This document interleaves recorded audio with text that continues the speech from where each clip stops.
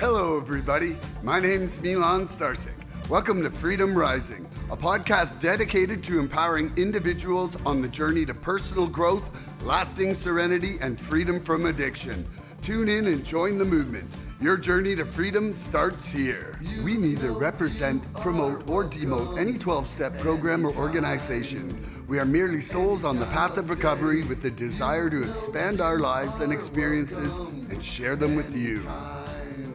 Hello, everybody. Welcome to the 166th Recovery Freedom Rising podcast. Crazy. I'm Milan Starcic, with co-host Andrew Norman, my main man, and we're rocking it out on a Wednesday morning. And, you know, I feel very connected to this man. So it seems very appropriate that today's topic is the spiritual principle of connection. Would you like to share what this means to you, my main man, and why you were happy to discuss this here today? Did you just hit me with the main man? I'm the main man. Oh, you're the main man, and dude, that's amazing. Oh, it's so amazing. It's so amazing. Man, I felt connected to you from moment one, man. You know, your energy, your drive, your passion for this program. It was palpable when I first met you in that first meeting that we attended together, and it's been really special, man. You know, connection is a beautiful thing. When you start connecting with people that are healthy and doing the same things that you want to be doing and pushing towards the healthy way of becoming a productive member of society, man, it's a really, really fun ride, man. It's a really fun ride if you can latch onto it. But when you break it down, it's a relationship. You know, it's a relationship between either people or things for me. And there's a shared understanding there, right? There's an emotional closeness, a bond that happens for that thing or that person. And it can be, a deeply felt human need or source of like well-being, right? Like we need connection. Connection is the opposite of our disease, right? Connection, community, being together with people, being of service to other people, to ourselves, is something that we are not. I'll keep it on me again. I was not used to doing that, right? I didn't have a concept of healthy connection when I was wrapped up in my disease. So all this stuff is new, but it's really, really fun once you grab onto that thing and you get on that ride, right? And connection can be more abstract too, but obviously we're going to talk more in like the personal relationships, right? It involves feeling heard, feeling needed. Let's see here. What do I have? I just missed my thing. So feeling needed, heard, and valued, right? Like you want to feel needed, heard, and valued in a relationship. You know, there's a mutual understanding and acceptance of each side. You get an emotional support with that. You know, there's an emotional support aspect to it. So it's really, really important to have good, healthy connections when we're coming out of this thing. I think it's one of the most important things that we do because I want to isolate, man. You know, I'm an addict, so I want to isolate and I want to get alone with my drugs and just veg out, right? And so I've got to practice the anti of that. But what it does is it gives me drive. It gives me a fundamental drive, you know, and health. There's health benefits. There's a lot of things that go into that, and we'll hit them with the questions. But that's my opener, man. Connection. I felt connected to you from moment one. You know, I'll be connected to you till we go out of this world, man, because that's how special our connection is. And I value it really, really immensely. So love you, man. Love you, bro. You, man. I was happy to see this on the list of options for today. And, you know, I think one thing I want to start off with, this was something that came to me while I was walking this morning, is connection is identical to relationships in that you have to work for it. Yeah. You can feel a connection. But our friendship, like our connection, has been maintained through us going through our struggles, communicating, healing, and tolerance and acceptance of each other as we are. You know, like connection can magically occur, but to sustain it requires a level of work. You know, and like the spiritual principle of connection it's the lived experience that we are no longer isolated, powerless, or alone. You know, like that addiction thrives in separation, disconnection from ourselves, from others, and especially from our higher power. You know, Yep. like recovery restores us through connection, like the fellowship, the principles, just with honesty, not like living both those lives, and with service. You know, like service directly connects you with actual words and physical actions being devoted to another person. How can that not feel connected, you know? Hmm. And the living clean reminds us that healing comes when we realize we can't do this alone. You know, the AA Big Book emphasizes we recover through one alcoholic talking to another. That talking doesn't occur without a connection, you know? Yeah, man. And the 12 by 12 teaches us that unity is essential for survival. And that means that we have to stay connected. Like Yeah. putting our personalities before our principles leads us to death as addicts and alcoholics, you know? Yeah. And connection transforms isolation into belonging, fear into trust, and self obsession with a shared purpose. You know, like today, I trudge the road to happy destiny. I walk What? with purpose. And part of that purpose involves service and tolerance and acceptance and surrender and loving completely. And if I don't, like, if I have no connection, I'm obviously breaking my own code of where I'm trudging towards. So I think we're going to have great questions on this one. And I think I've just opened my mouth for long enough, and I'm happy to hear your first question, brother. Yeah, man, this is gonna get really good. So we'll kind of start it here. What does connection look like in your recovery today? Tell us about it. Okay. Connection looks like me, first of all, having a fellowship. It involves me communicating with that fellowship, you know, and to a certain extent, uh, putting my hand out for the wounded. You know, like when I see somebody who is lonely coming in, who's feeling isolated, who's struggling, you know, I always offer time to be with them. I'm like, you know, do you want to go for a walk? Do you want to talk recovery? You know, do you want to do something together? I'm the first guy to do that. Or maybe what? Not the first guy, but I'm the first guy in my mind because I'm the only guy I know. I hope so. I hope so. Yeah, but it also involves my time with my sponsor. It involves my time with my sponsees. Um, but most of all, the most important one for me is my connection to the universe. You know, without that connection to my higher power, which I choose to call the universe, you know, I wouldn't have my surrender of my addiction. I wouldn't have my feeling of being part of. I wouldn't have that, you know, that serenity that gives me the acceptance. You know, I wouldn't have that courage, and I wouldn't have that wisdom. I would be disconnected still from everything, like I was in my addiction. You know, another part of the connection inside my recovery is with family members. Like, first of all, I'm physically present. And second of all, when I'm with them, I'm not thinking about being off using or like how I'm hiding my lies or whatever. I'm actually building quality, constructive moments that can be actually centered around them, you know? And like self seeking is a really funny word because I think most people don't know what that means. Like, Yeah. but it's, you know, when you're always seeking selfish moments, it's not just seeking like to find out about yourself. When you see that in literature, like self-seeking, you know, and so when you're self-seeking, which is almost the entire state of like addiction and psychosis and all that, it's like all about you. Even when you Yeah. think it's not about you, it's about you Yeah. being about yourself in Yeah. pretend, you Yeah. know, Yeah. and and now like moments can be like, what do they need? What do I need to do for them? You know? So I think I probably missed a ton, but I think I've also probably talked for a while there. Like there's so much that connection is So part much. of. Like I I feel like if I just go on and on, I might wreck it for all the other questions.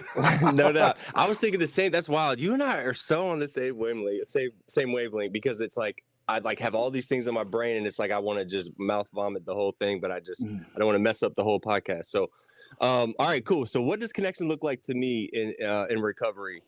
Um, well, before I got here, the way I was thinking about it is, I was so alone. I had cut myself off from the outside world, or my disease did really. And I felt like it was almost safer not to feel, like safer not to trust, right? It's like our natural defense system it makes it safe. We feel safer not to hope.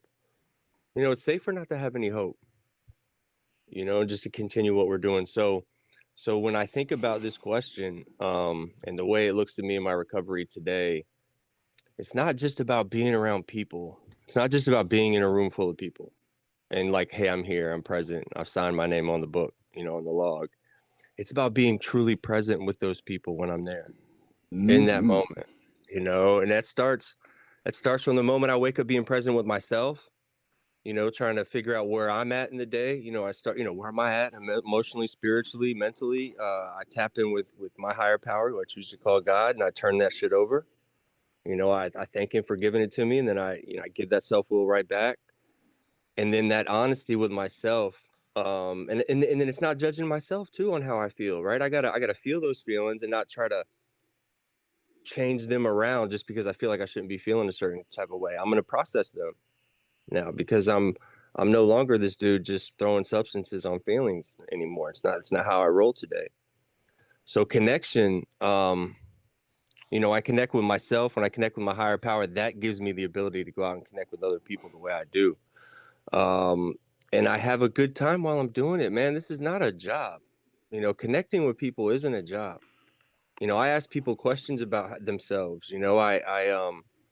It's staying engaged with the fellowship, asking people how they're doing. And then when they tell me how they're doing, I try to follow up, right? I look people in the eye. When I shake their hand, I firm grip, look somebody in the eye. My mother always taught me you never get a second chance to make a first impression. Why would you want to make a good first impression on someone? Well, because maybe you're going to see them again. Maybe you're going to enjoy your time with them, and then you guys become friends. And then what happens? It's somebody that, like you and I, Milan, bro, Love at God. first bite. Love at first bite, man. Love at first bite. So I gotta stay engaged. It's not about just showing up and putting my name on the log and hey, everybody knows I was here on that day. That's not how it works, man. This is the most dangerous spectator sport in the world. I'll say that shit every day, because we cannot just sit around and think that connection and hope and love and all that shit's just gonna wear off on us. It does not work like that. You have got to apply yourself. But then once you put a little work in yourself, man, like magical, crazy, weird, awesome things start happening. And then you're around those people that are doing that, like going through those same experiences, and you're like, bro, we're all like weird and happy, strange together. Yay. Staying clean, right? I feel a little bit better. I'm on day 9. I'm starting to actually feel again. It's fucking wild when you actually give yourself to this program, get something bigger than you going on, get some friends in this recovery game that pull you along and pull you to the parties and shit, man. Man, connection, connection to something bigger than us, connection to the world, connection to each other, connection to yourself is what this world's about, man. That's what this whole thing is about. That's why this world is spinning, so we can stay connected. Everything in this world, when you look down at it from like the galaxy, like we're all to this is the world is all like one thing. We're all just moving together, connected, synergy. We're all moving together, so you can fight that flow, or you can like hop in and like ride this wave, man. Because once you get connected, you firmly plant yourself with a sponsor, some kind of, getting a sponsorship family, if you're lucky enough to have something like that going on, right? You really get connected to this thing. It's really hard to get lost for a week or two and find yourself back living under that bridge, man. It's really hard. It is, if you really apply yourself. So you really got to work this program. You got to throw everything into it, adapt your life to the program. Don't worry about like taking your life and making your life better. You gotta you got to spin that shit up and completely change it up, man. And this program will give you your life back. They'll teach you who you are again. So that's my answer, man. It's a great topic that I love talking about, connection, man. Yeah, I was stoked to come, and I'm stoked to be here, and I'm loving what I'm hearing from you, and see what this question brings out of you here, brother. Yeah, bro. Connection begins when we admit we need others as much as they need us. How has your recovery taught you to balance giving and receiving connection? Yeah. So it's not all about me anymore. You know, when I read this literature, it tells me that self-centeredness is at the core of our disease, Milan. And so I've got to stop with that internal thought of like all my needs have to be taken care of for me to be able to conduct myself in a good way. It's not like that anymore. You know, I have got to remove myself from the situation. And how do I do that? I have steps. You know, I work step work, man. Every week I work step work with my sponsor, man. We meet on a video call and we go through these beautiful questions that obviously God came up with these questions, because I know no human being would come up with these questions. I'm talking about thought provoking questions that connect you with yourself and with your sponsor, other people, man. We come in these rooms and we start talking about how we're working these steps, because it becomes a life-changing experience. You know, and then through that, we start learning and realizing, hey, we can get through these hard times by talking about it, because, hey, we are actively working on ourselves, right? I think about it when I was wrapped up in my disease, man. I was actively working on staying and maintaining a drug addict. I was very active in that process. You know, if there was some kind of lax in that, man, I was hiring, firing. I was moving this process along when it in terms of getting my fix, because I knew I wasn't going to wake up the next day if I didn't have my drugs. Man, I knew if I did not have my drugs, like, count me out, right? So then there's a lot of work that has to go behind counting me out, right? Like calling a boss to tell them why I can't come in, maybe having to get a new job because I lost my job. Like there's a lot of really stupid decisions we make when you're in survival mode. Because ultimately we just don't want to feel like we want to die. So I really have to when I'm able to remove myself from the equation, I can understand what I'm doing here and my place in this world. And step work's the only way that I do that. It's really, really hard to come in these rooms and just, again, we're not just going to sit back and think it's going to wear off on us. We got to apply ourselves. Through the pen, we see the light. You know, you got to put this shit on paper. You got to put your feelings and thoughts out there and share honestly where you're at. You're struggling, tell us. You're having a great day, tell us how you did it. You know what I mean? You relapse, come back and tell us so we can understand and learn from your experience. So that's how we stay connected. It's how I remove myself from every situation and stay in service, right? I'm staying in that service mentality, man. I'm staying out of my own head. So love you, man. Great I love question. you too.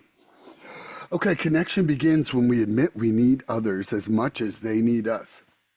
How has my recovery taught me to balance giving and receiving connection?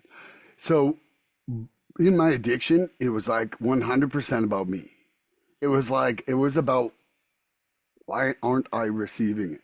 Like it was, either I was receiving it or I was in angst I wasn't. And like I feel like my service was real transactional then, and now what I've learned is if I'm having a really bad day, guess what?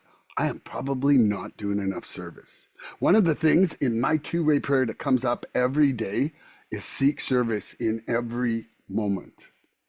Like, it's like help the sick and elderly.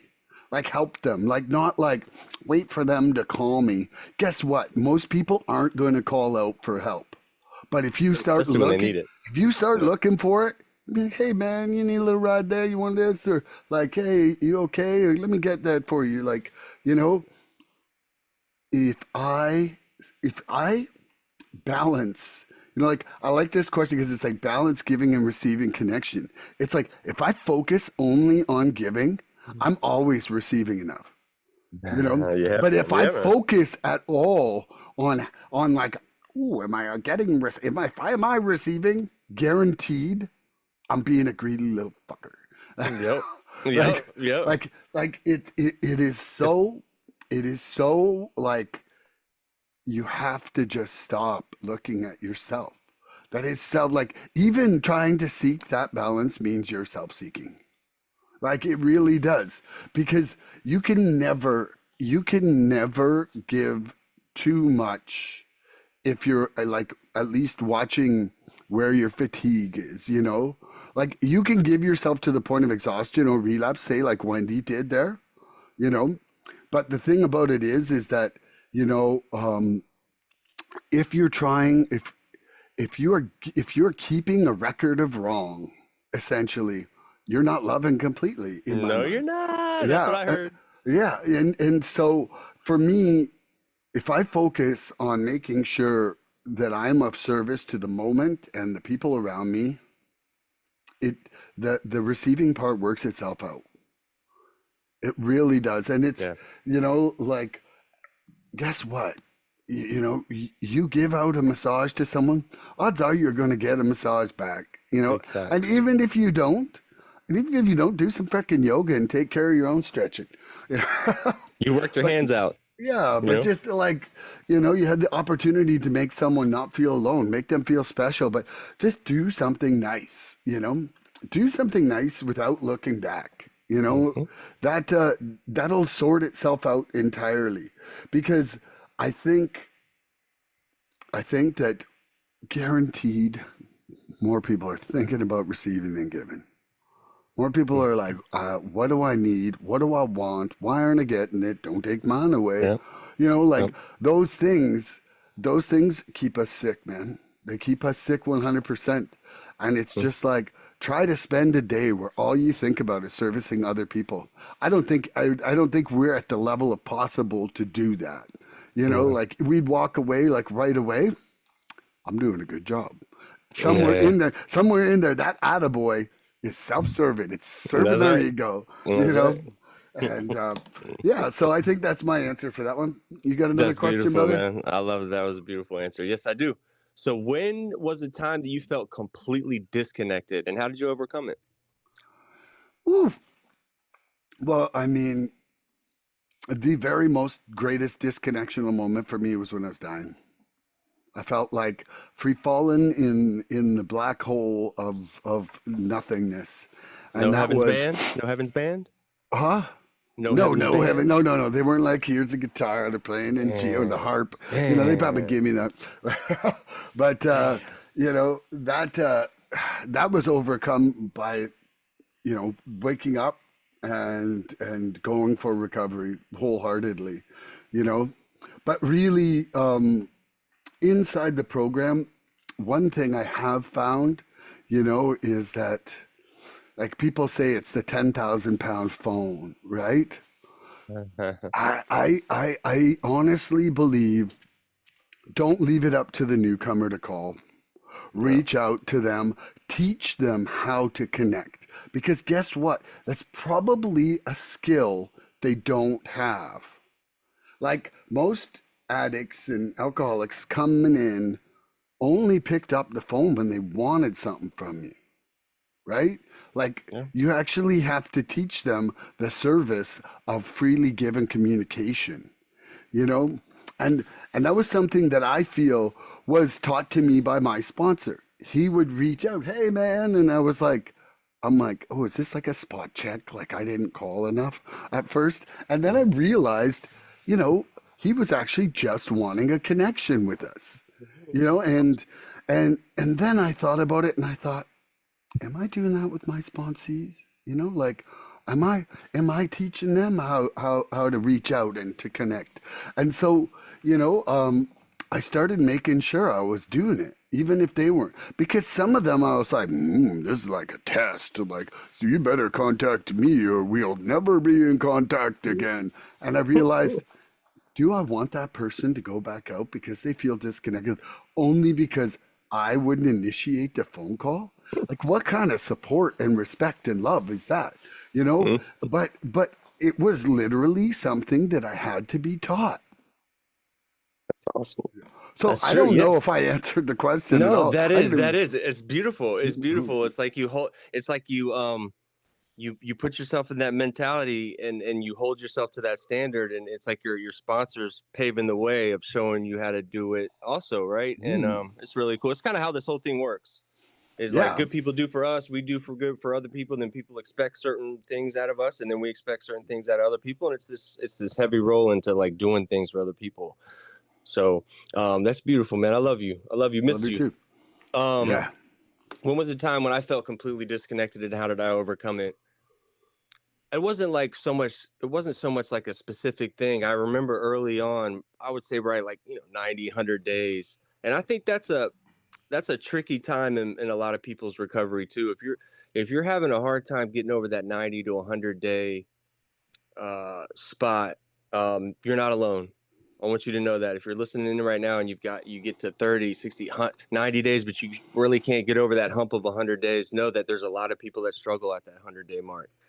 Because things are really starting to happen there. The drugs are starting to really come out heavy. We're starting to really intake food, getting all that waste out of our body, and really starting to become humanized again. So if you're struggling at that point, you can't get over that hump, just remember, stay in there. It's going to work for you. Just keep coming back. I promise you this shit will work. But early on at that 90 to 100 day mark, I remember having those wavering feelings of, I felt like I was doing it, and I was staying clean, and I was collecting clean time, but I felt just disconnected. I didn't feel connected. I felt like I was just going through the motions. Um, I had a sponsor, but I just felt disconnected for some reason. I felt like there was something wrong with me. But I realized it was just the fear. It was the fear of like signing up long term for this thing. Like I was at 100 days, and it's okay. It's like, okay, I'm clean. I've got some clean time under my belt. Like I'm recovered. I'm done. Like I'm done. I'm done with the addiction, right? It's hard to wrap your brain around, hey, is this something I have to do for the rest of my life? And that's why it's so important, like, to read these books. You'll understand, like, this is a disease that isn't going anywhere, right? Like we will not get rid of addiction. We have the But privilege to have it for the rest of our lives.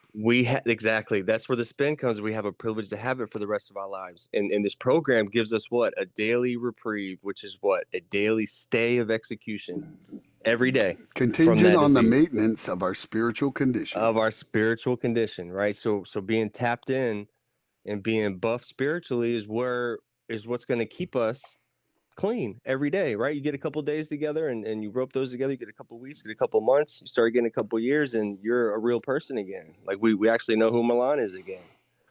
And it's really, really beautiful. So the fear was what was holding me back from that true connection completely, because I had a fear of the unknown. I didn't know that y'all could really, really help home me into that God of my understanding, which was going to give me a new path for my life, which I have a new career.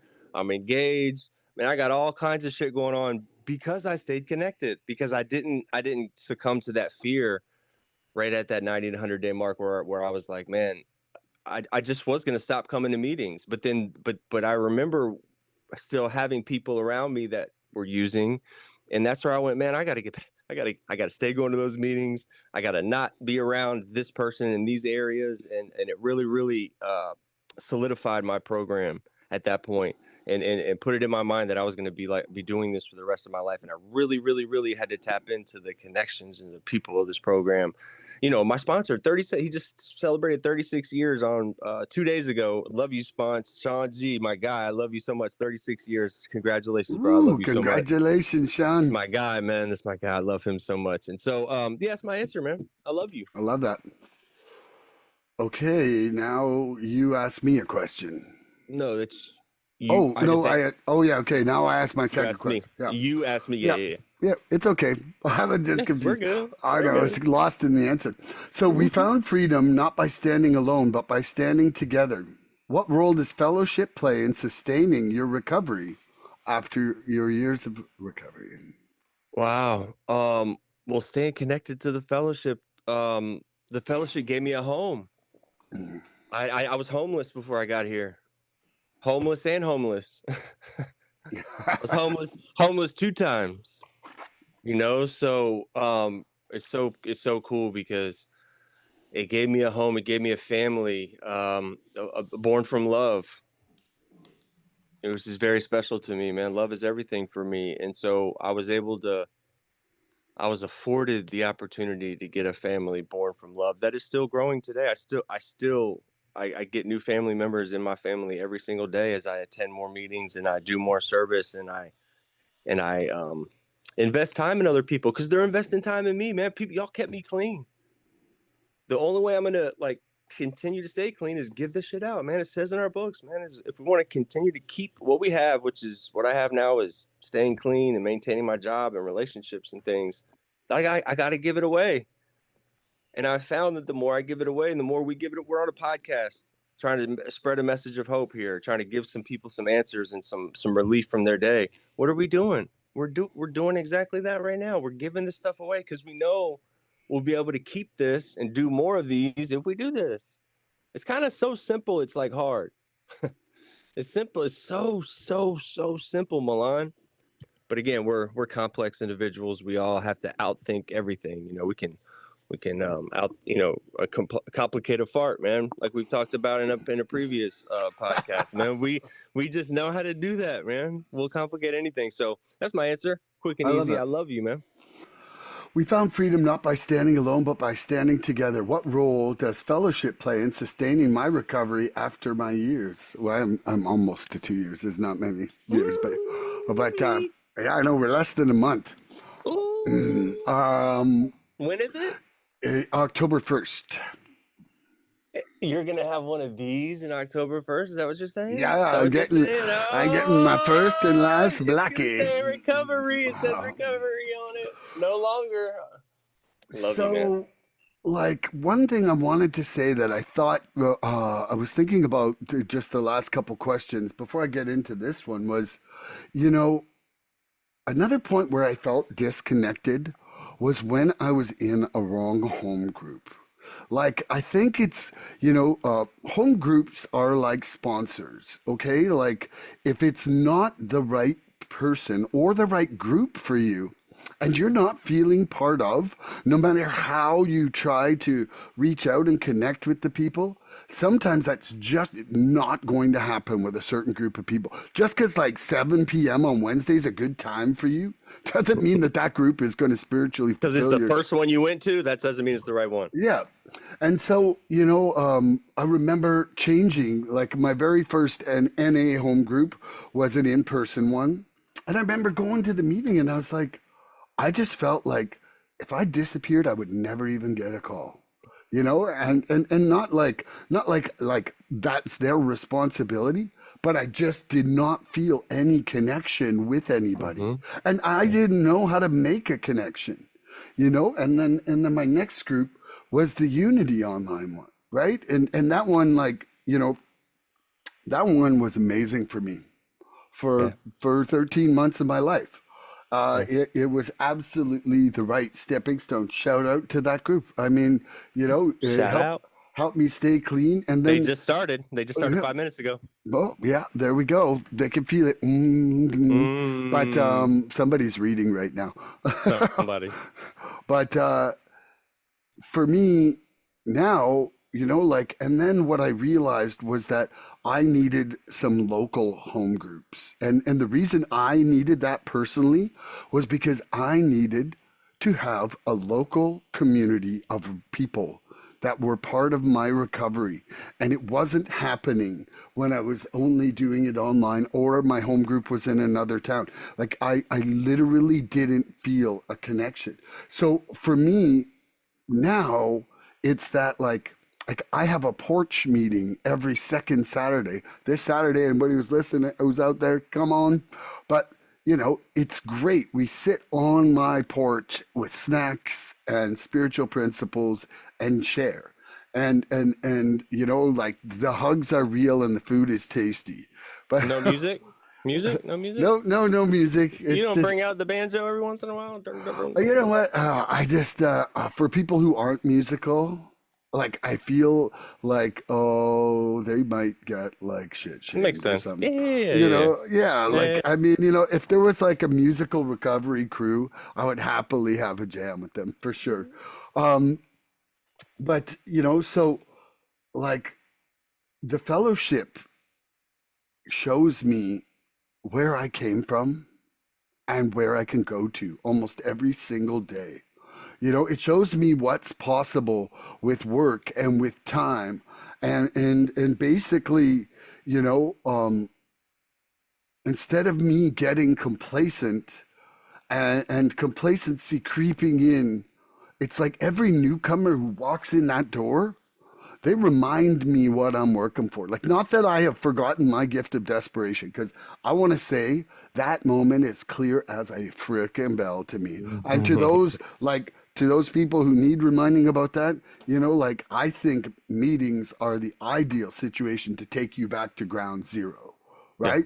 And also, you know, it's like, it keeps me like compassionately connected to people in different levels of struggle, you know, because my Yeah. struggles these days are not with substances. You know, it's really funny, man. I went to a wedding on this weekend, and they had like a couple coolers, and they had a lot of non-alcoholic drinks, like a lot of non-alcoholic things for people.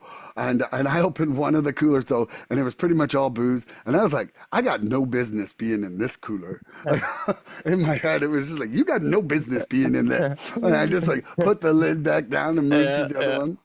You're like an But it was like, underage kid in the ABC store, like, I have some beer, man. well, Let's go. no, there's this a friend of mine. His name's Joseph, and him and I are in a few of the meetings locally here together. And he always says, he's like, I got no business hanging out with normies. So it was like there was this little Joseph angel on my shoulder saying, "You got no business being in that." And You're I around swear, aliens. yeah, Yeah. but But it was really funny. And I told him, I saw him on Monday night, and I said, you know that you're like a little sobriety angel on my shoulder. that's And awesome. he That's was awesome. laughing, but That's because it, awesome. like, I literally heard it in his voice, and everything. Yep. And Just not that started I was happening. tempted. It was just like it took me a second because I'm looking for the non-alcoholic drink. So I'm literally looking at every type of vessel that's in this cooler.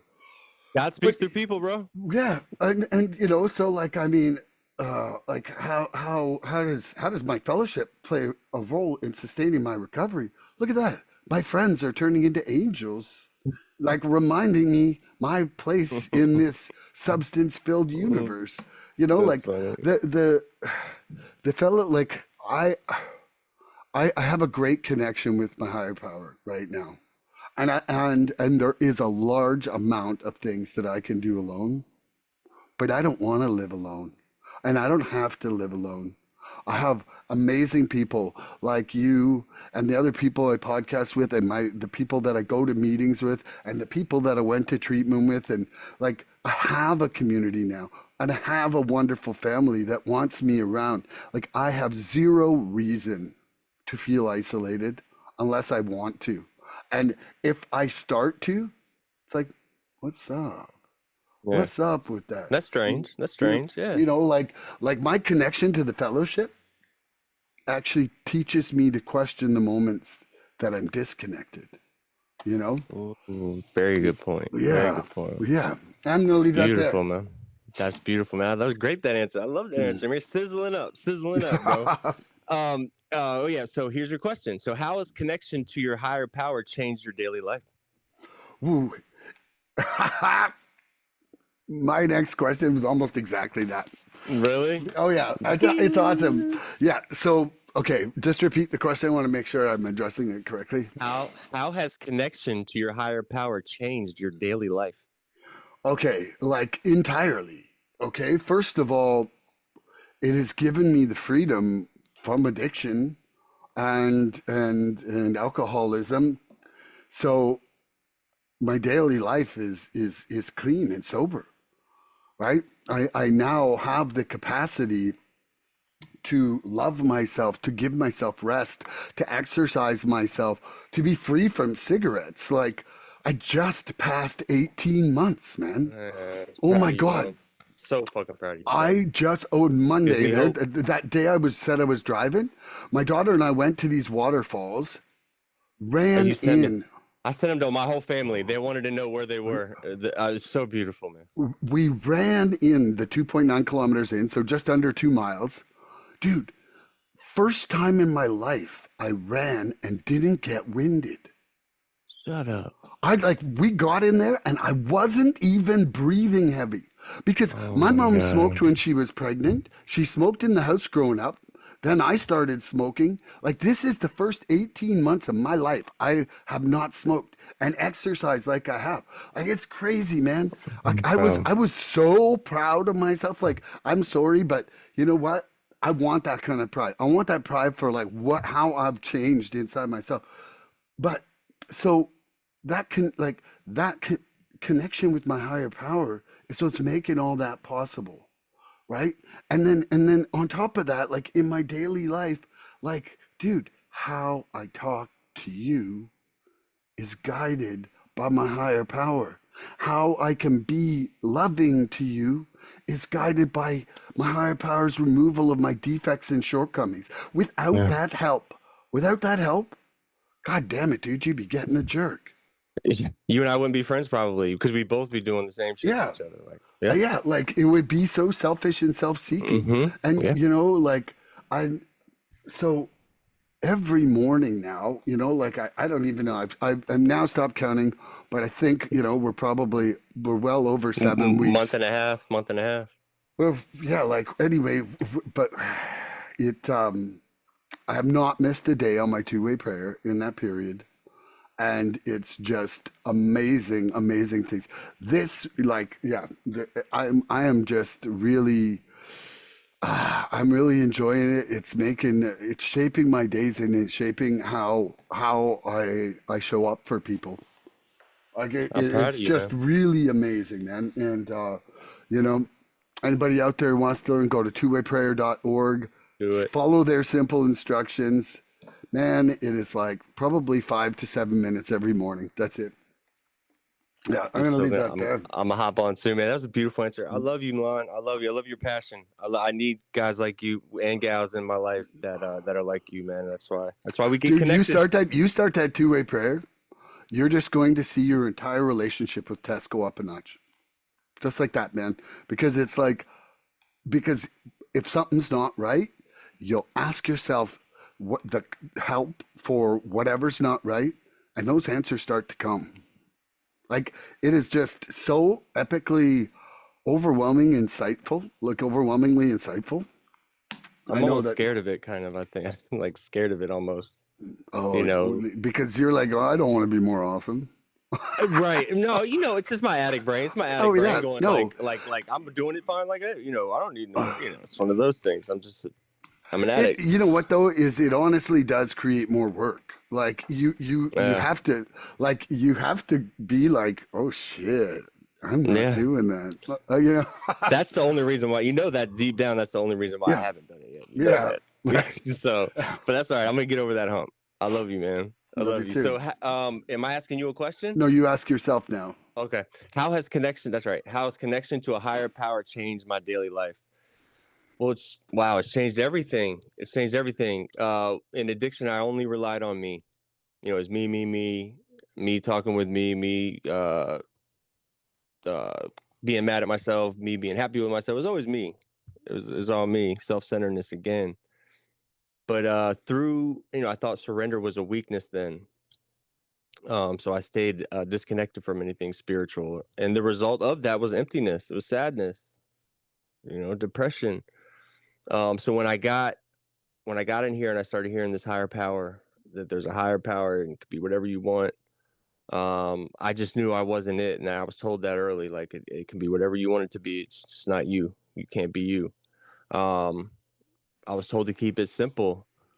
I just had to be willing to bring that into my life, whatever it was. So when I started praying and I started feeling something, and it started talking back to me, over time that connection started feeling real. I pushed until something happened. I prayed until something happens. Push, push, push. Pray until something happens. And when it started happening, it wasn't a great event. It was just like it wasn't a chore to pray anymore, right? It was just that connection. I was just talking. It was me speaking with him and asking for answers, asking for him to take that will back, asking for guidance and for knowledge of his will and some of that wisdom, because my own self-centered thinking got me here. So I have to stay tapped into him, and it's changed everything with connection. Having a connection with him has afforded me the ability to know what a real, true, honest, loving connection is. Like if I start interacting with somebody and that feeling is not there for one reason or another, you know, my God, who I choose to call God, my higher power, takes me out of that situation. I remove myself from it because I'm just gonna, I'm gonna remove and go to where I need to be of service, right? Because if I can't service or help this person out, I got to remove myself from the situation because we're not helping each other out here. So that's something that I can do in real time today because of this program and because of that connection to my higher power. And it was only when it started feeling real was I able to do that and be confident in my decisions and be able to follow through with my decisions, good or bad, and be able to stand on those things and not be like, hey, I made that decision because I don't know if it was right or wrong, or I really don't care, right? There's actually repercussions. I actually have that little pause button in there. I have discernment, the ability to choose well going forward on a decision, man, because I'm connected and I know I'm not making all these decisions, man. It is me, but it's him and I, man. It's him and I. I run it past him. Everything I do. Look, I heard a guy say this in a meeting the other day. He said, step one, and he said, this is what somebody told him. Step 1, 2, and 3. Step 1 is, okay, you messed up. Step 2 is, okay, it's okay, it can be fixed. Step 3 is not by you. You like that? So it's like step Yeah. 1, okay, you messed up. Step 2, it's okay, it can be fixed. Step 3, not by you. It's pretty cool. I thought the I way he love said it that. was a little bit better than I did, but yeah. I think it's great. So that's my answer. Okay, I've got another question for you. Bang, No, you bang. don't. You The won't do more it. we connect with others, the more clearly we see ourselves. How has honest sharing from others helped you discover truths about yourself? Oh man, that's really a good question. I think about that a lot.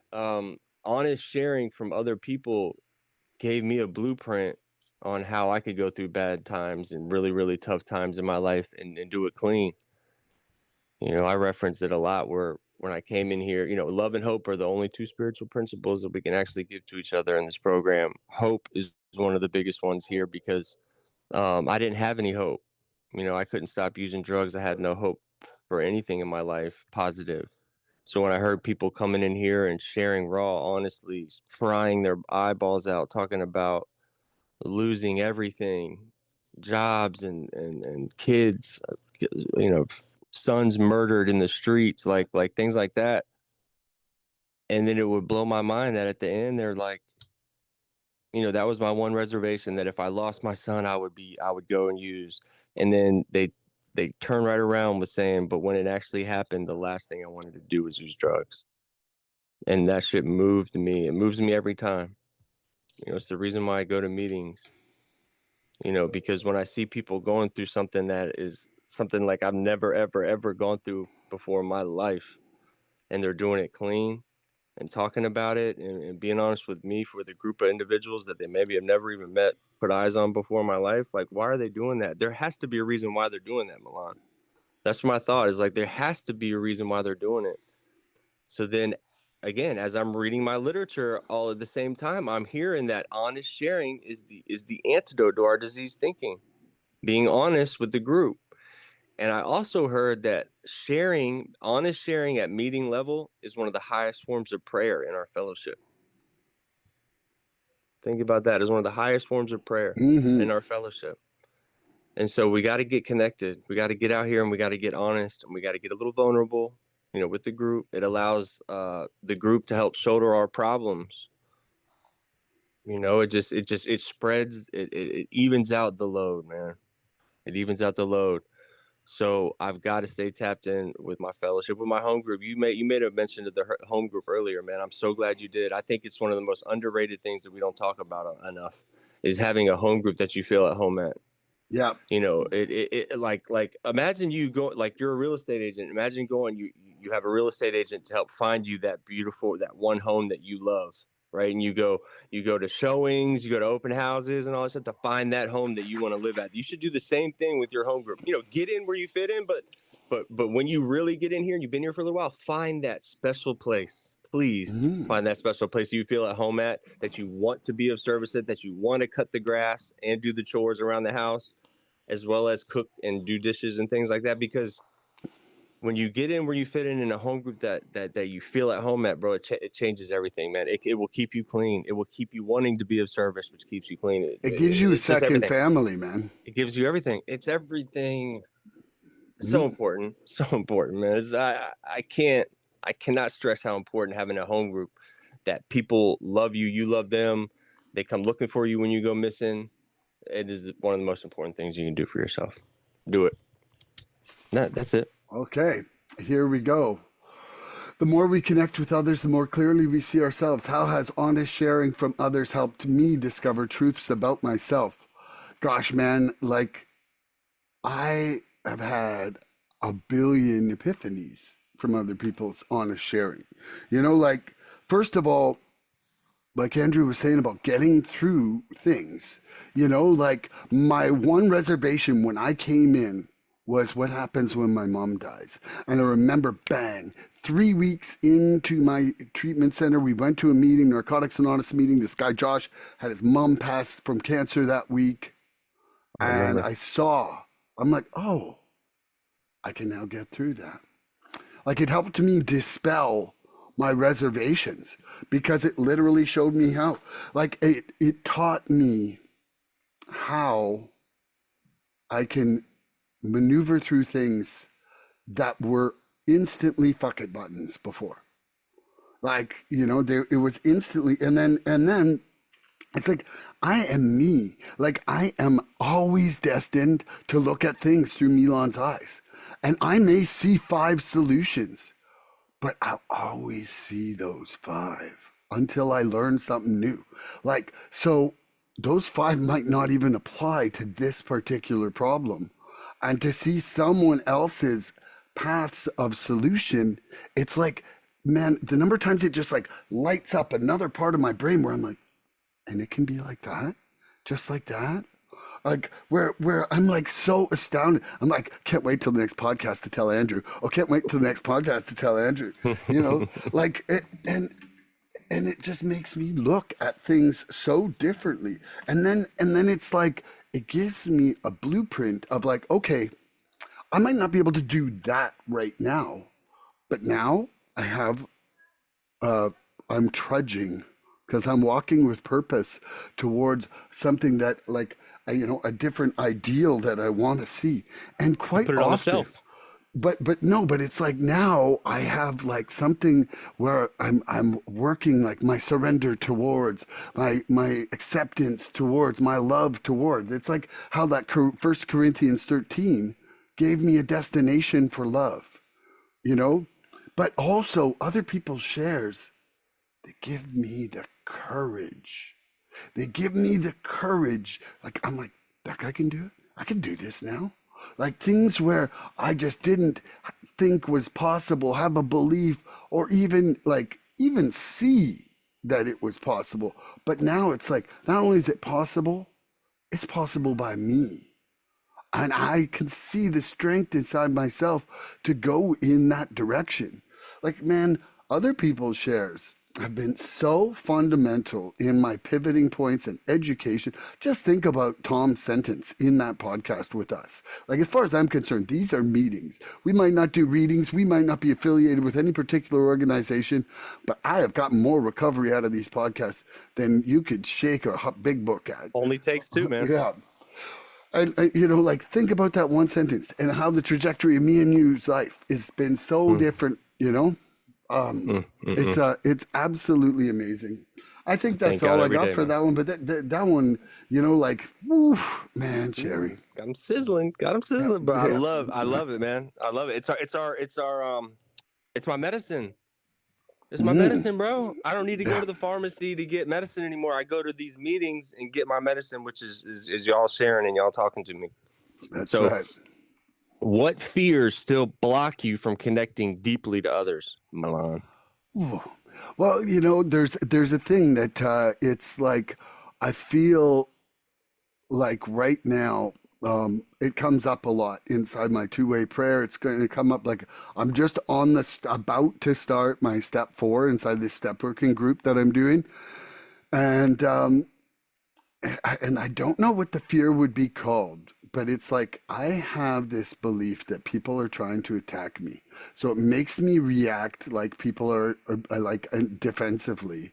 And and that is like I guess it would be just fear of being attacked or something like that. But it's like I can take normal situations and have it as if I am being attacked. And that reaction instantly does not allow me to accept love openly, or does not let me feel like I deserve love. Maybe the fear is that I don't deserve love, you know? And it gets so demented in my response. But and why? Probably to do with the fact I didn't have a dad, felt abandoned, to a certain extent, like, was super independent as a child, which helped me be the strong person I am. But it was also probably built from disconnection and fear. It was a It's kill or be beautiful, man. killed. Yeah, Yeah. You talk about coming up and you were a fighter amongst fighters, man. Ready to had to fight. be. So Had to be. had to be. I didn't It's want like to be a fight first. toothless Joe. It's like fight first, ask questions later. Yeah. It's like one of those things. But thank you for being who you are, man. I love you. I love you, love you, love you, man. I'm grateful to be friends with you, man. So what fears I'm asking myself, right? Yeah. Hmm. What fears still block me from connecting deeply with others? Um, Even with fucking 3.5 years clean, man, like fear still shows up. You hit on it, and I was gonna almost chime in there, but it's fear of rejection, right? Fear of the no, fear of it not going my way, and fear of being truly seen too. That's another layer to this thing. Fear of truly being seen. Hmm. But with the fear of rejection, I didn't feel like I belonged anywhere, or like like an addiction, right? I wore all these masks. I was like this tough guy mask, people pleaser, the loner, because like I thought if people really saw who I was, they wouldn't accept me. That belief doesn't just vanish because you're in recovery. It doesn't just go away. Sometimes even now I hesitate to pick up my phone or be vulnerable with somebody because my own voice in my own head is being like, well, what if they don't care? What if they're busy? What if they pull away because I tell them this thing? And that's my disease just creeping back in. That's my disease, and that's that faith going away and the fear creeping in. But I got to stay faithful, bring that faith back in there, and that fear is going to go away. But the fear of being truly seen, deep connection means opening up to people, man. You can't have a connection with people if you don't open up. I got to open up my doors to that inner me, my insecurities, my past mistakes, the struggles I'm having currently. Um, there's still a part of me that wants to keep some of those things hidden so I can appear like I got all my shit together. Right? We want to keep that shit hidden so it looks like the outward appearance is that we still got our shit together, but I've learned that's where my disease does all of its work, man. That's where my disease hides, in the shadows. When I try to create this image of looking perfect, all those little crevices where I'm not perfect because nobody's perfect, that's where it lives. That's where my disease lives, bro. So I gotta stay true to myself. What helps me with that is I gotta, action and honesty. I gotta take action. This is an action program. All these steps are action steps. I gotta take action. I gotta outwork this disease. It knows more about the step work than I do, so I gotta work harder than it does. And being rigorously honest, that whole rigorously honest with myself and with y'all, or like the healing's not gonna happen, man. I got to remind myself that healing doesn't come from being flawless or perfect, right? It comes from being real, right? We got to be real. There's times where I share like the messiest of shit parts of my journey, having so much self doubt, anger, sadness. but that's where I get like the Me Too's. I get all the Me Too's, man. I had to hear that shit, man. I needed to hear that. Thank you. Me too, man. There's nothing like a good old Me Too in this program. And you'll find them everywhere you go if you're looking for them. Again, if you're looking for reasons why it's going to work, you're going to find every reason in the world. If you're looking for reason why it's not, we'll see you later. We'll still be here when you get ready. So I got to stay aware of the pride and ego on top of that too, man. My pride and ego will come in, and ego had just got out. Pride, one of the primary reasons I die early. So I gotta leave all that shit at the door, man. Like if I walk into the house and your rules of your house are to take my shoes off, I take my shoes off and I go sit on the couch, right? Like I gotta fall in line here, man. I heard this week, and it hit with me. It's much better to have a program in your life and not need it than to need a program and to not have it. Ooh. Ooh. Come on, man. Think about that. Think about being in a position like when you really think about that, like, bro, that's heaven and hell. Yeah. That's dude. So, just think 100 years ago, nobody had no program. Nobody had any program. Like when it says in that reading, for the first time in man's history, a simple way. That's right. But it's like, it's so true. We are so lucky to have this as a choice. Imagine if you and I were meeting like this, and we were like, hey, all right, we're going to meet in the woods later tonight to hear this message. And then we were getting prosecuted and the police were looking for us because they thought we were trying to steal shit. Like, come on, man. We're just human beings. Want to be better. Crazy. Okay, I got a humdinger for you. You ready? No, you don't. Yep. Oh, yeah, I do. Oh, yeah, this one's a good one. The steps connect us to our past without being imprisoned by it. How has your inventory work deepened your connection to self and others? Wow. Well, until I did inventory work, I didn't know who I was. I didn't know how tall I was. I didn't know what I liked for dinner. I didn't know who I was, man. So having that inventory allows me to find out the real Andrew. The real Andrew has arrived to the show, and then on top of that, I can now understand what kind of person that I want to spend my time with. Whether it's just my time, whether it's an actual romantic relationship or not. Either way, if I'm not being me, if I don't know who I am, I don't know what kind of problems I have naturally, I'm not going to be able to come to the table, A, honestly, or B, with any kind of anything to offer. If I'm coming to the table and I'm dishonest with myself and who I am as a person, and I'm people pleasing on the way in, chances are next time we talk, you're not going to get the same person. When you're wrapped up in your own head about who you think you need to be or who you should be performing like in a relationship, then like you show up as somebody different every time, and it's hard to be that same actor every time. It's hard to be Tom Hanks every single time you show up. For me, I was a master at that in my disease. I was a fucking slicky boy. As JJ my slicky boy. I'm a slicky boy. Yeah, man, I was so slick. And in real time, I'd be being slick, watching your facial expressions as I'm out slicking the slickster, and it's really, really evil place to be in, man. But again, I wasn't doing it to be an asshole or to be like getting over on people. It was just because I needed what I needed because I was sick, right? It's just what you knew how to be, man.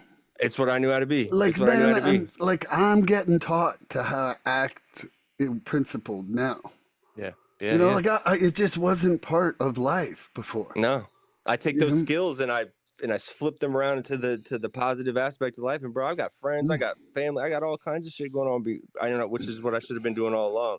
Again, I'm not like looking back and being mad at the past. I'm so grateful to be here because now I know what my problem is. I know how to work on it. Proactive. I'm being proactively working on my disease every day.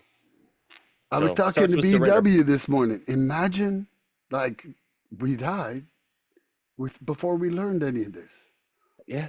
How sad would that have been? Yeah. Yeah. You deserve to learn who you are before you go out of this world. Your family deserves to know who you are before you make a stupid decision like that, man. Yeah. Do that for yourself. Yeah. I agree, man. I love you. Okay, so the steps connect us to our path without being imprisoned by it. How has my inventory work deepened my connection to self and others? Man, that inventory work, woo, How many like pages? 120. Ooh, But jeez. it taught That's a whole me. tree. I know. No, I was like, I was I want not that good to tree the right forest. there for my inventory. I want Not that good to tree, the please. forest. Uh, it taught me who I was being, despite who I thought I was being. You know, it was my first glimpse at who I really was because I didn't have the tools to get past my own bullshit. Before that, before that, I was like happy to believe the lies, happy to sit in a world of blame game. You know, like it would have been your fault, man. Blame It's Alito. always, yeah, blame Alito, man. Barry blame Alito and the big blames. But, but you know, and then what that taught me really was this is what I'm doing, and then this is what I can do, you know? And it showed me like that was one of the beautiful things about doing the step 6 that I did really was like writing out, you know, my defect or my shortcoming and having an arrow to the opposite. And then looking at what life would be like if I lived in that opposite of that defect or shortcoming. It was really to me one of the most inspiring parts of the steps. It showed me that I could create an entirely different life, much more filled with love, much more filled with freedom, much less filled with shame or guilt because I wouldn't have those shame or guilt building up from my actions, you know? And then it reconnected me with people because I had to go through those amends and be like, hey, you know, like I I made this mistake, you know? And that in turn connected me to people because now I saw that they were just making mistakes too, you know? And Mm. and then you know, and one of the others it connected me with was my higher power. Because, you know, it was like after my surrender, you know, I proven that I suck at removing defects and shortcomings and that I needed a greater connection with the universe, even just for guidance. You know, like there's so much that the inventory process changed in my life. You know, because some people call like steps 4 to 6 to be the inventory or whatever, but to me it's really 4 to 9. Like Mm. it's like, you know, it's like putting away your tools before the job's done or leaving the tools out when it's not done. It's like without doing the amends, it's like you haven't cleaned up the workshop after starting to build the shelf, Yeah, you know? yeah. You're gonna be fucked when you start the next job because all your shit is out on the last job site. Yeah. And so for me, you know, it was freedom from the delusions and also freedom to reconnect and to love again. Yeah, man. Yeah. Beautiful. That's beautiful. You ready for my question? You know I am. How has connection helped you in times of emotional or spiritual crisis, Milan? Well, you know, it's shown me first of all that I'm not alone now, and that you know that I can seek guidance and uh, like surrender from my higher power. That I have like that I have friends like you, where if something big's going on, we can have a phone call about it. You know, Yeah. and actually talk about it. Or like with Gabriel, my calibration brother, where I don't have to wonder if I'm just living a diluted reaction right now, you know? And then, you know, it's also like I have the meetings to go to share about it. You know, one of the coolest things I heard in a speaker tape last week was this guy was talking about his defects or shortcomings, and he's like I've literally like he'd been in the program 55 years when he was giving this talk, and he said I've literally proven to myself that the sooner I can accept something, the less like carnage there is in my life. So it's like something happens, and if you can accept it right away, like just be like acceptance, you don't have a resentment. You don't have a resentment to try and clear out. You don't have a response to make an amends for. Like there's Radical acceptance. radical acceptance. That's right. And it's just like, so it's something that since I've listened to that tape, I'm like, accept it now. Accept it now. Accept it now. Accept it now. Mhm. Less paperwork later. Less paperwork Mhm. later. Yeah. Yes. Yeah. I love that shit. I'm not sure if I answered the question. I don't even Oh know yeah, what you did. Oh yeah, you did. yeah. So how has connection helped me in times of emotional or spiritual crisis? So connection is my anchor in those times, man. That's my lifeline in those times. Um, I remember there were times early on where I would I would have these what I thought were crises. And someone close to me, relapse or something like that, or if I felt powerless in a situation, my old patterns would start to surface, right? I'd want to isolate or numb out, pretend everything was fine when it wasn't. But what saved me was not that the situation got better overnight. It was my connection to the people. I picked up the phone, I called my sponsor. I didn't try to make sense of it all, right? I tried to process my way through it. I didn't try to just go, okay, that happened for a reason. I must be not in the right place or doing, whatever. I tried to spin it on the world not being right at the moment, whatever it was where my brain went to. But if I can process this with somebody else, with other people, with you, my sponsor, my network, it helps me make sense of everything, man. If I'm hurting, I don't know what to do, I talk about it. It reminds me like I'm not alone. Everyone that I call that I have in my network is wants to talk to me and vice versa. Like we all want to help each other out. And so it's sometimes I got to remind myself that it's just as simple as just being available for other people that leaves me open for helping myself. But connection to the fellowship is my absolute lifeline. Spiritually it's my connection to my higher power, who I choose to call God again. Um Simple acts of kindness go a long way in this fellowship, man. Like be kind to somebody, do something nice for somebody. For me, it helps me practice compassion. Because as an addict, I don't really know what that is. I don't know how to be compassionate. And so if I do nice things for people and not ask for, an attaboy or a pat on the butt, like just do nice people things for nice people, Pat on the regardless. butt. Pat on the Yeah, butt. I'm a like, pat on tap, the tap. butt, man. Tap tap. But like if you're playing basketball, you get a little tap on the butt, man. Like coach used to do. I Yep. thought it was weird, but anyways, it's like I gave my attaboy, man. But so yeah, in those moments of crisis, it's not about fixing everything, man. It's about staying tethered to my people and my program. To that power greater than me. It's through loss, through fear that I learned these lessons today, and then I'm more confident going into any situation. Going, hey, man, I've dealt with a lot of these things, and so if it hits my table again, like I have an avenue of a game plan going forward because it worked last time, and I'm more confident about it. Look people in the face and tackle things with, from a spiritual nature, with surrender. Love you, man. Love you I'll too. pass that to you.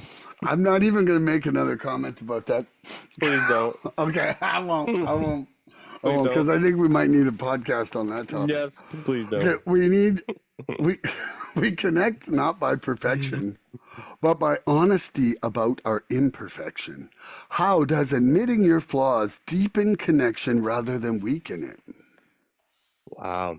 Well, it it opens the door for them to be vulnerable with me too. If I can come out and tell them some grimy stuff that I'm going through, it might give them the hope that they can, or the strength to come out and the courage. That's what I'm looking for. The courage to do it themselves. Um, and it's not about being perfect either, Milan. It's about how I deal with my imperfections today that I can inspire other people to do that same thing. It's not about telling people what to do. It's not about saying, hey, you have to do this. If you do this, you do this. It's just about making suggestions, being there for somebody, being there, um, just to talk to sometimes. Sometimes just listening, active listening will help immensely, right? I think listening is a skill. What was the question? I have no idea what the question was How again. does admitting your flaws deepen Mm, connection rather than yep. weaken it? So admitting my flaws, right? And it's about believing we're all here for the right reasons, for the right, just know that God's not going to put you in a situation that you can't handle. If it feels too hard, pray to him and allow him to take some of that self-will back. You'll be okay. But you got to believe. This is what I wanted to say. This is the point that it had nothing to do with the question. But you got to believe in the shit, that unseen shit, the things that you can't explain. For me, I've got to lean into the things I can't explain today. And I have to believe in the things that I don't see. Why? Think about this. We don't see wind, but we don't piss into it, do we? Yeah.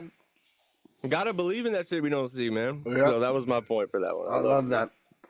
Okay, how does admitting my flaws deepen connection rather than weaken it? I think about it like surrendering my pride. Like that wall of like I've got to be perfect because you're not. And nobody wants to hear a braggart. Nobody does. So, first of all, it's like admitting your flaws, first of all, creates a situation of vulnerability being acceptable. Like I always say to the new people who come on this show, like, I hope that we create a sphere of love and acceptance here because I want people to be able to be free. And the surest way to do that is for me to get vulnerable, to talk about my hardships, to talk about my things mixed with my message. Like I'm the first guy to admit what I'm struggling with for sure. Like I shamelessly do now, whereas before I never could one bit. And it by admitting my flaws, sometimes not only does it share and create a situation where vulnerability is like par for the course, but it's also like other people are like, I would never have shared that. How many times has somebody shared something and been like, oh, I'm like, I don't know if I would have said that out loud, but You're like, now it's oh, okay. yeah. Like I remember.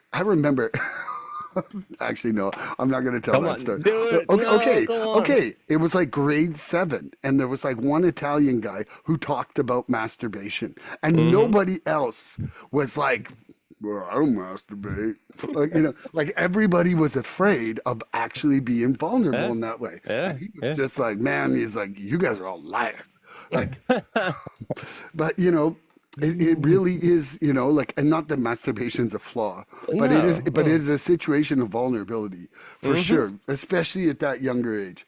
Of But course. for me, it's also admitting my flaw opens the door for me, like telling on it and that I want to work on it.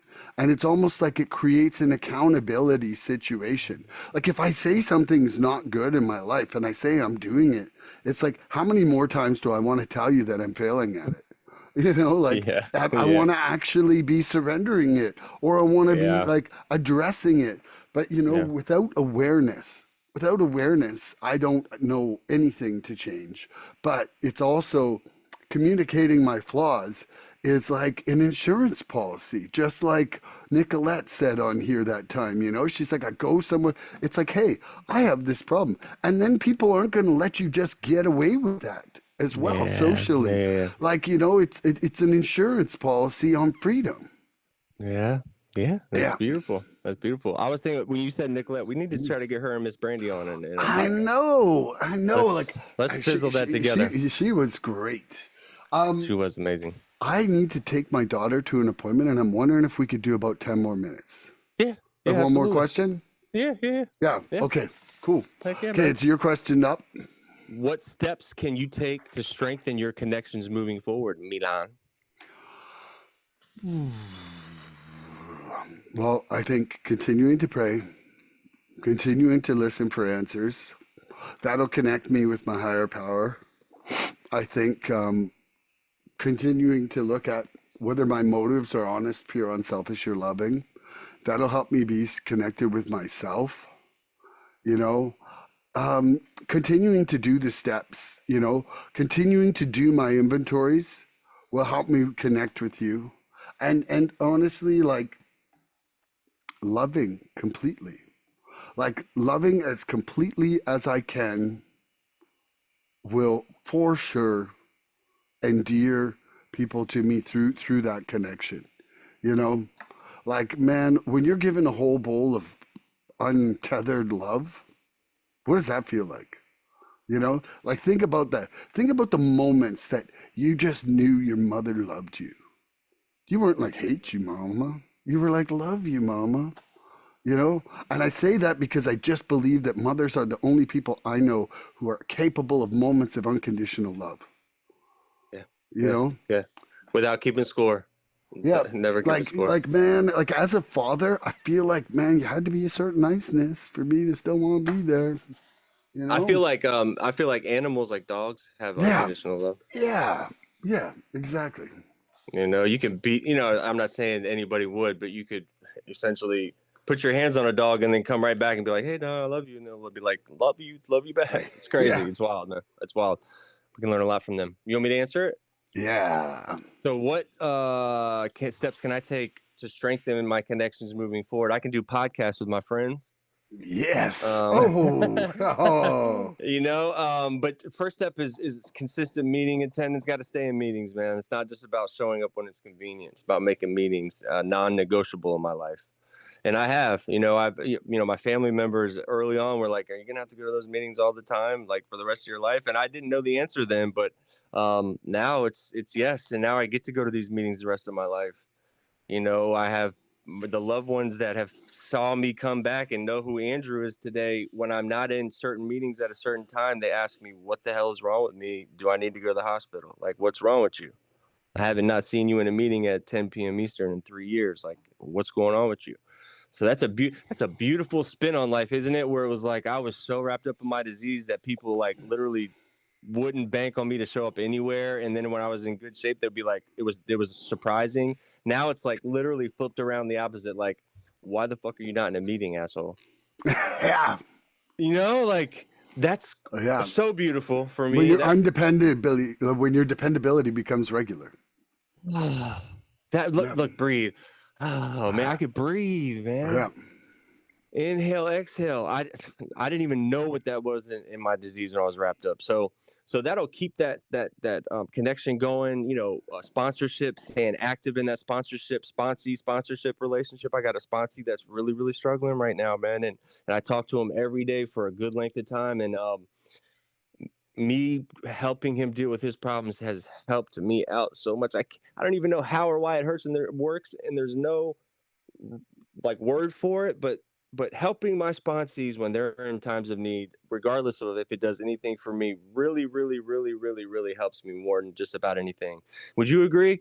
When you're helping your sponsees out with something, I don't even look for the answer for why it feels good. I just continue to do it. And then when my sponsees call me and then they go, hey, sponsor, sorry for calling you. I'm like, stop. Call me every day, all day. Call me every time you need. I need you to call me. And I can't stress that enough. And I almost don't want to be like, I'm desperate for you to call me, but I'm like desperate for them guys to call me. Yeah.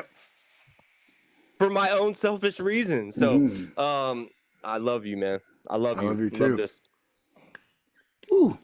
Well, I want to say today has been a massive pleasure. I'm so stoked that I'm going to see you again in 2 days.